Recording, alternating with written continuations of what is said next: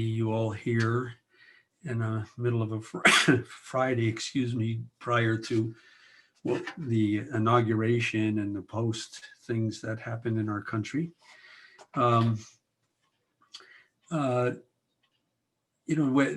oftentimes it's said a simple explanation of Zen is that it is the child of traditional Buddhism, that when it arrived in China, it got married to Taoism. And then from that marriage or of the two practices, then Zen meditation appeared. So there's really a strong influence there.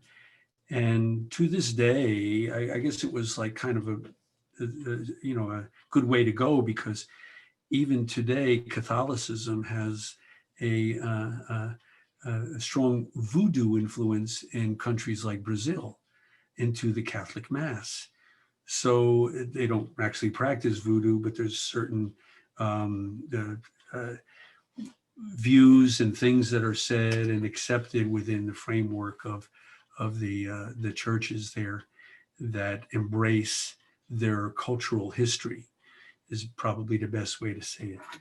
So having told you that, there's a purpose, because you're going to get an advance reading from one of my short weekly blogs. This will be out formally Monday morning on our website, but I borrowed a little bit from the Tao Te Ching to show the connection between what I just said, Taoism and Buddhism, and resulting in our Zen practice. I'll read this, and maybe a little question and answer. If not, we'll meditate for a short period, and then I'll have a few other things to add to today's meditation visit. So, beginning, let your mind be still and pure. If you seek longevity, don't exhaust your body or its vitality. Your eyes should cease from grasping at anything, and your ears should do the same. Do not allow your mind to wallow or linger in knowledge. Let your spirit take care of your body. By doing so, your body can achieve longevity. Concentrate on the inside while ignoring most of the outside. Knowledge, when used incorrectly, will only harm you. So that harm is what I read a little bit up front there when I said, don't allow your mind to wallow or linger in knowledge, because it draws conclusions, and it's like, connect the dots. Old coloring books, I don't think they have them anymore, but it taught children how to count. So 1 to 2 to 3 to 4 to 5, all the way you're at number 44. And wow, look at that. There's an elephant or an animal on the page. And then the kids would color that in. So this linear discursive mind works that way. We're always having some thought, and then associating it with something else, and then going on from there. So what I just read is attributable to Zhuangzi. Zhuangzi came a little bit after Lao Tzu.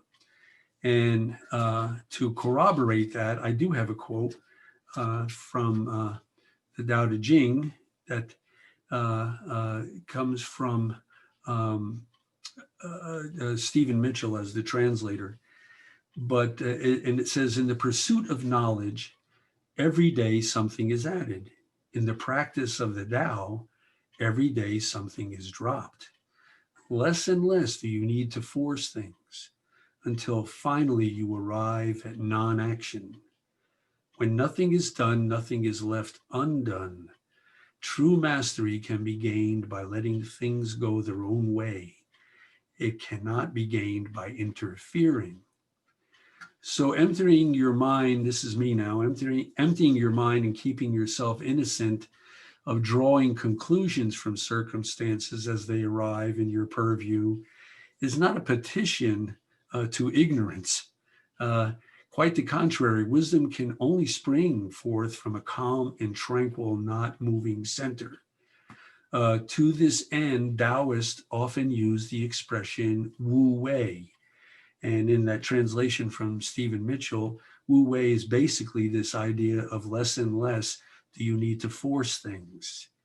We always have our hammer and chisel out and trying to carve into granite an outcome to a situation or condition that we want to see happen or feel is appropriate. And I end this blog with the following. Anxiety and afflictions occur when we erroneously identify a separate self with this non-entity process known as the human body. Non-entity, no I, my, me. And it's process because cells are being born and dying, even as I speak, in everyone who's present at this meeting and of course everywhere else as well. We don't see it. We look in a mirror every day and we think that this is a fixed entity. And then the last couple sentences are, thoughts and feelings will always arise and disappear. Just don't identify with them. When this body-mind identity ceases to control our actions, we then come face to face with all of the great ancestral teachers. Prajna wisdom is exactly this. So prajna, meaning, this clear mind and the wisdom that comes from this clear mind. If we already are steeped in opinions and judgments when something enters our purview or comes up on our radar screen, and we get immediately the chisel and the hammer out and we're trying to dictate something, oftentimes we're the worse for it. Just keeping very, very open, very, very free and clear in our day-to-day dealings, then it becomes like a cosmic dance. In that way, we're freed from all of the anxiety and afflictions, as I labeled it. Now, one other last quote, this was from last week's teaching, just the quote. There is great, and it's Lao Tzu, there is great danger in pushing forward relentlessly. If energy is used to excess, exhaustion follows. This is not the way. Whatever goes against the way ceases to live. So people especially in the West, are heavily invested in medications and running to doctors for one ailment or another. And yet the whole principle of Chinese medicine is this free flow of qi or qi, depending on the region you come from, and not having any blockages anywhere. And so breathing practices and qigong and tai chi and other yoga based disciplines are very, very helpful because we're in a sense freeing that energy up and that prajna wisdom to appear. So it's just, going with the flow. So I know everybody's on mute, but you can probably raise your hand if you have a question before we commence with our meditation practice. And anyone have any comment or question, Eva? If anyone has anything, feel free to jump in. You can unmute yourself or type it in the chat. Or just type it in. No.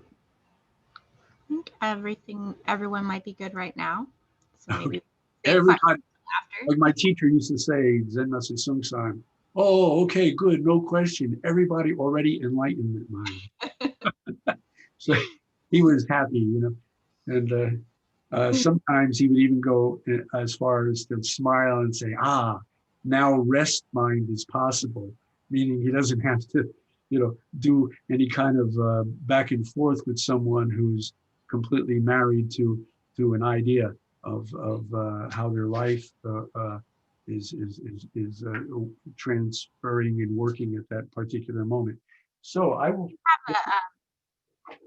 Huh? We do have a request that came to me privately to ask you to go over beginning meditation for newcomers who might not be familiar. Oh, okay. Good question, because I review these myself.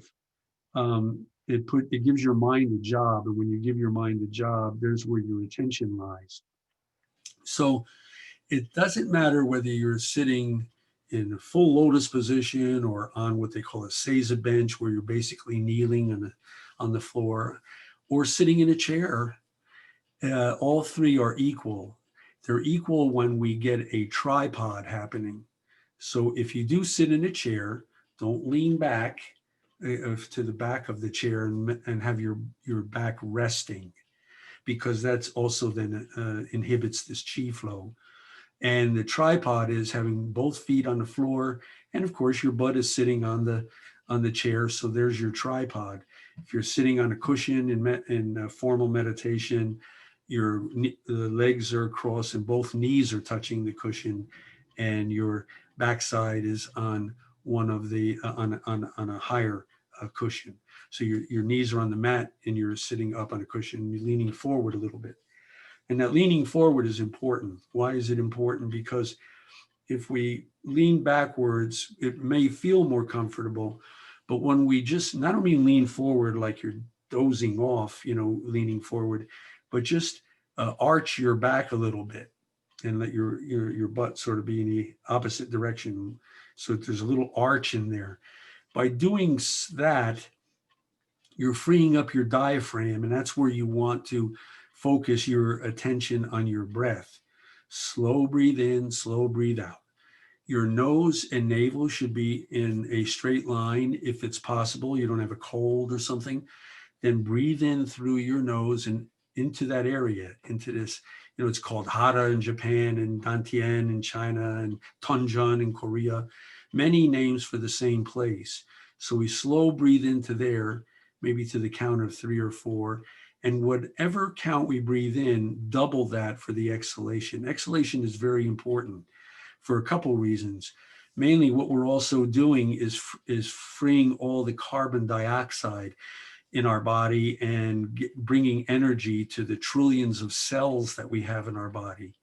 So this is a steady practice. Even if you're standing in line at a supermarket, they have what they call wu chi.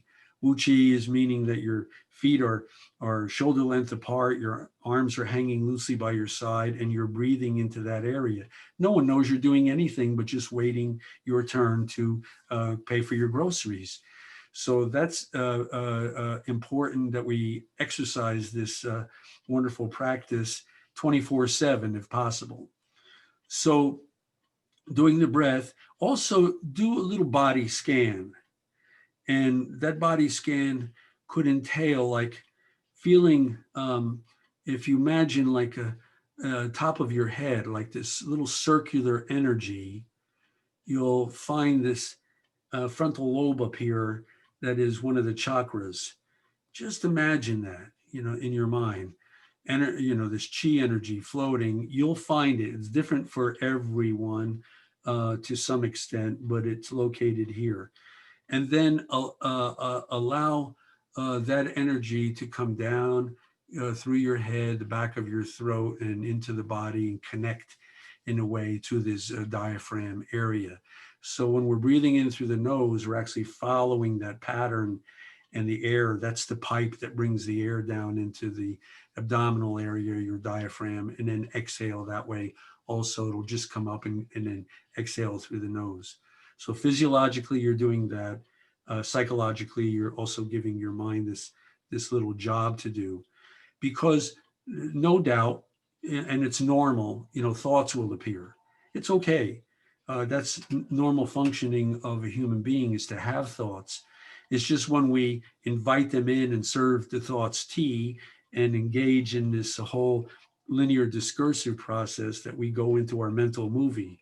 And that's why we're giving our mind a job. So we just keep coming back to that experience of noting the breath. Then as thoughts appear, just observe them, let it go. Shodo Harada Roshi use the phrase very, very often, cut and let go, cut and let go, as if you had these scissors and you're cutting the thought and letting it go, not forcibly suppressing. Just when you come to recognize it, you're not inviting it in for tea. And really, that's the basic things of meditation. I'm imagining that, most of you have already, um, experienced this or do some variant of it. That's okay. But I think we should probably just go into our short meditation period now. And this is a chugpi. In our tradition, this is a wooden bamboo implement, and I'll hit it 3 times, and we will sit for a short period, meditation, and then I will mute my mic as well, and then afterwards I'll unmute, and you'll hear it hit 3 times again, and it won't be too long, but this is the obviously the theme of what we're doing here today. It's a very stressful world. I began by talking about the assault on the Capitol and all the things that are happening in our country, and the confusion and anxiety in all of us that might be produced to varying degrees. And as human beings, that also is normal, for us to be concerned about the direction of our country. Once Zen Master Sung San was talking to a very esteemed professor who had written books about Buddhism and lectured at a university on the West Coast in California. I never mentioned his name, but you might be able to figure it out if you're an avid reader. And he said that even though he had practiced for a number of years and read and translated many sutras, he still didn't feel personally any closer to this calm, this peacefulness, this equanimity. And he said, if you had to distill this down, what can you teach me? And without hesitation, Zen Master Sung San just said, keep your life direction clear. So if we set aside time every day to do meditation, it doesn't matter how long, 10 minutes, maybe half hour, maybe a half hour in the morning and a half hour at night, equaling an hour for your day. Don't shortchange yourself, but at the same time, don't beat yourself up for practicing an hour one day, then nothing the next day. Just do what you can, but do it every day. Playing an instrument's the same way. If you practice a little bit every day, the technique will start coming into play. But if you just practice before your piano lesson for an hour and hadn't touched it all week, good luck. It may not turn out the way you were hoping for. So try to discipline the time, keep your life direction clear, as Zen Master Sung San said. So here's the chugpi.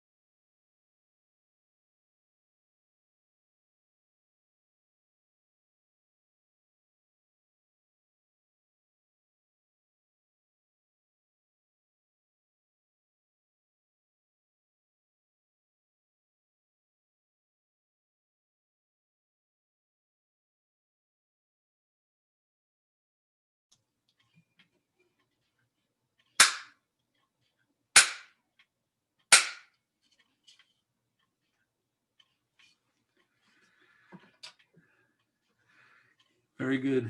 I wanted to sit a little bit longer, especially if somebody's new to this.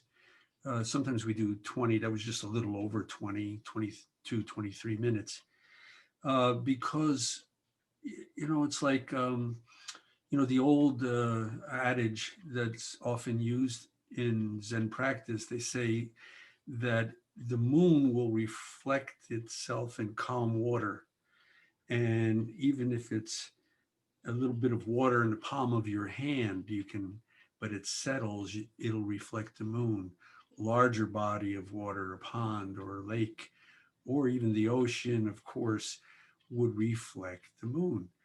And when there's activity in the mind, it takes a little while for it to settle down, just like turbulence in water.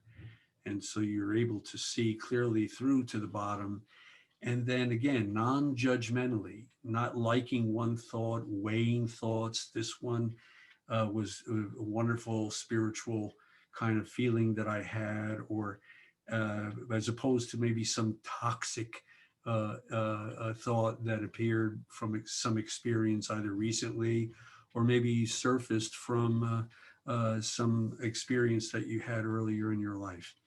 So all these things appear, and our job is only to act as a sentry, to borrow from a metaphor, like a sentry at a gate. You're not there to stop thoughts from coming in. You're just there to watch and see as they come in and count and then let go. Let go, like to quote Harada Roshi again, cut and let go. And then just bring yourself back to that breath, because breath is what we have from first we're born until that last breath. Sometimes practitioners, in end of life situations, they hold hands with somebody and they purposely try to match their breathing. And most people, when they are at that time, many, not most, their breathing will get very, very rapid. And that's also a sign. So if we can exercise what we talked about earlier today about long, slow exhalation, getting the carbon dioxide out, then bringing in all of this oxygen. And then it'll help us also with our circulation and ward off cancer and heart disease and strokes, because usually that comes from stagnation also physiologically. So both a spiritual practice and a physiological practice meld together. One Zen master, a woman, Bhikkhuni in China, was asked, what's the purpose of Zen? And she said, to live a wonderful life. She didn't talk about having some principle in mind of enlightenment or some, the clouds parting and the sun shining through, and in our life then is completely devoid from that point forward with any kind of negativity. So any question now, anyone, or comment? Nothing appearing? Feel free to unmute yourself or type a comment or question in the chat. I have a question. Oh, good. Yeah, it's hard. It's so hard for me to control my thoughts. Like I've been trying to meditate for a long time, and it's like maybe for 30 seconds, but I guess I never make it to a minute. My thoughts are just always so. Yeah, yeah. That's what I was just alluding to, and it's a very wonderful question. Thank you. Is that the moon shining down on a still pond? Don't try to falsely create this stillness. You have to genuinely and practice every day for as much time as you can allot. And then after a while, your mind, it's like that, the monkey swinging from branch to branch. That's another metaphor for our thoughts. So this thinking, that thinking, this coming, that coming, this coming. I've been doing this 35 years. And also in my meditation experience daily, sometimes many thoughts. And even the great Huineng was teaching someone. Now, he was an illiterate woodcutter, but he became the sixth ancestor in this long tradition. Somebody was saying, "Oh, I developed a technique where I don't have any thoughts," and to that, Huineng responded, "Oh, really?" He said, "Well, I never got to that point. I have many thoughts, and the amount of thoughts you have are not as important as your ability to recognize this thought and then just let it go, let it slide out of your radar, your viewpoint. Don't worry. If there's lots of thoughts, there's lots of thoughts. Some days I have more than others also. Okay? Okay, thank you. Yeah, you try, and then next week come back, or next time we do this, come back to me and say something like, "It's not working." Then maybe we'll have an idea to go. We'll explore it a little bit closer. What the kinds of thoughts that you have, and how much attention you're giving to them, etc. But if you just don't weigh thoughts, don't make them good or bad, judgment, just allow whatever appears. Oh, there, okay. Then like the sentry at the gate, let it go. Okay? Okay, thank you so much. Anyone else? Something that was helpful to me in dealing with lots and lots of thinking was something what one of my yoga teachers says about when you're trying to stand on one standing pose where you're trying to balance on one leg and you feel yourself wobbling all the time. Well, she said, that's not you losing your balance, that's you keeping your balance. And so good analogy. Hey, yeah, hold on, everybody, 1 second. I have to let my dog out. He's turning around in a circle. That tells me something. I'll be right back. You can probably keep sharing, Celia, if you. Well, it's just that I've heard some meditation teachers say that when you recognize yourself having a thought, go, "Oh, yay, I know that I'm thinking." That's awareness of my own mind. And the practice of mindfulness is to become aware of the contents of your mind and to rest in that awareness. And so that's a good thing. When you see yourself having a thought, go, "Yay, I see myself having a thought." Yeah. A good point. Saying the same thing. If you're not sweeping something under the carpet that you find too toxic, and also though you're not following the "yay, I have a good thought" and taking it to the next level. You just notice that this is what has appeared for you. Earlier on, I said, you can open your front door to these thoughts, but make sure you keep the back door open. Don't invite these thoughts in for tea. At least that's the Zen way of recognizing this, because it leads to all sorts of conclusions and judgments. That's human nature to us, depending on our education, our relationships, ethnic varieties, etc. That's why I quoted earlier from the Tao Te Ching, because it's time-honored, second most read book to number one, the Bible, in the history of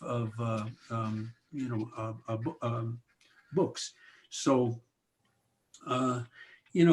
the idea here too, just like that nun said, the bhikkhuni, she said, to have a wonderful life. So we keep what you just said, keep this awareness. And in that awareness, what is that really doing? But it's taking you out of the past mind and future mind and bringing you right into the present. So if you're continually aware of how these thoughts are appearing and then letting them go, it means, yeah, you're in this moment. The Diamond Sutra is often quoted. It says, past mind is ungraspable because it's residue. Future mind is ungraspable because it's only a projection in our mind, thinking about some job that we have is something that may be fun and happy. You're going to be reunited with a family member, or it could be something that you're not looking forward to. You've been asked to give a eulogy at a funeral, and it was a really good friend, and you're wondering if you're able to really keep it together, but you are honored to be asked and you're going to do it. So there's, variations on a theme there, something happy, but it's still a projection in your mind right now in this moment of what that might be like, good or bad. And then the same thing holds true for this past mind. You make associations with things. You went through a relationship and you had high hopes for this relationship, and it seemed like it was working for a while.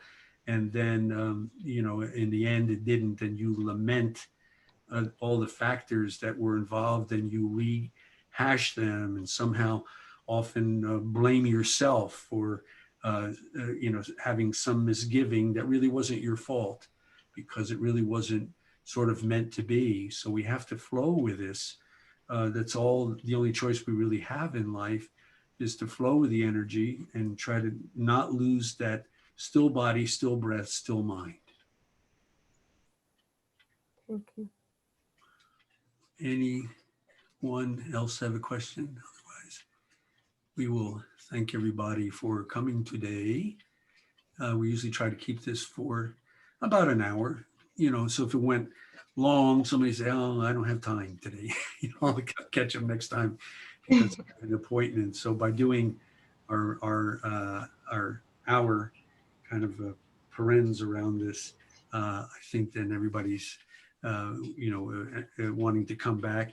And this is good. This is together action. We're all sitting and breathing and watching our thoughts for the same time during this time. And it's represented all around the country, of various people being here, and we share that energy together. So I bow to you and thank you for that.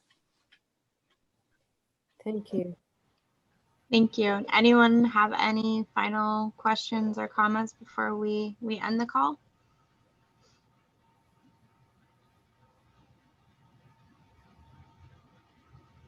No? Okay, well, I hope you will continue to join us. We're going to keep doing this on the third Friday of every month. And the Zen Center of Las Vegas also offers a meditation practice every Sunday morning at 9 a.m. Pacific, and that would be 12 noon Eastern. So if you want some more information on that, I'm going to put the website in the chat, zenlasvegas.com, and Zen Master Ji Haeng leads that as well. So did you have any other comments you wanted to leave us with, Zen Master Ji Haeng? No, I think I've done enough talking for my. Okay, well, thank you all, and I hope you enjoy the rest of your afternoon and that you'll join us again.